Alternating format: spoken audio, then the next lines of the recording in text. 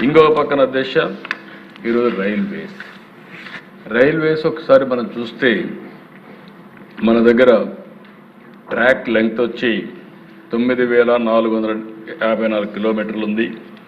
Route length వచ్చి 6,471 కిలోమీటర్లు ఉంది.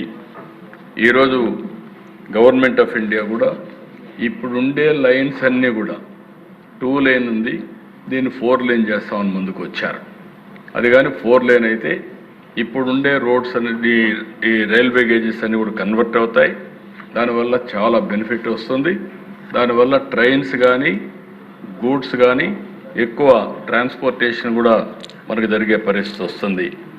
అందుకే అధ్యక్ష ఇంకొక పక్కన భవిష్యత్తులో దీన్ని కూడా మనం ఒకసారి గవర్నమెంట్ ఆఫ్ ఇండియాతో వర్కౌట్ చేస్తే high speed elevated rail corridor కూడా ఇన్ ప్రిన్సిపల్ యాక్సెప్ట్ చేశారు, సర్వేకి ఆర్డర్ చేశారు.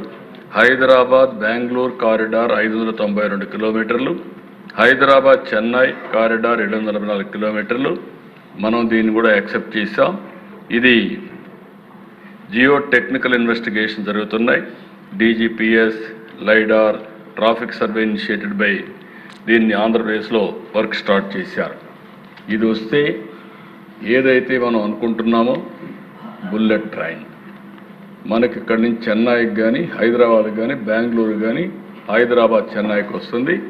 ఈ 4 నగరాలు కలిస్తే దగ్గర 5 కోట్ల జనాభా మార్కెట్ ఉంటుంది. ప్రపంచంలోనే అతిపెద్ద మార్కెట్ వచ్చే అవకాశం వస్తుంది.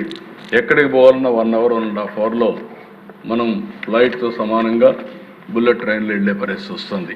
కాబట్టి ఇది కాకుండా ఇంకొకసారి మీరు చూస్తే మన రాష్ట్రంలో 147 వర్కులు 1,02,000 కోట్ల రూపాయలతో జరుగుతున్నాయి.